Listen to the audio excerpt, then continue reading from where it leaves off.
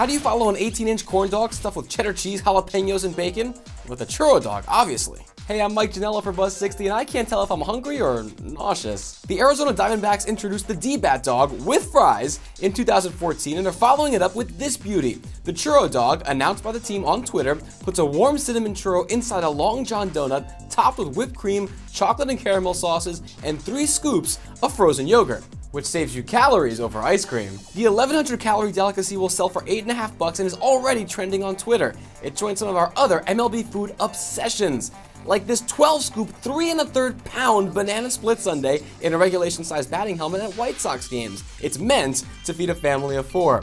Or the Milwaukee Brewers pulled pork parfait, which you can actually follow on Twitter.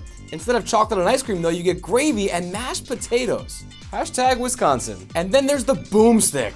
The best named food in baseball is a $32 1-pound beef hot dog that's 2 feet long and topped with smoked brisket, pico, sour cream, and Doritos. Peanuts and Cracker Jacks are for losers.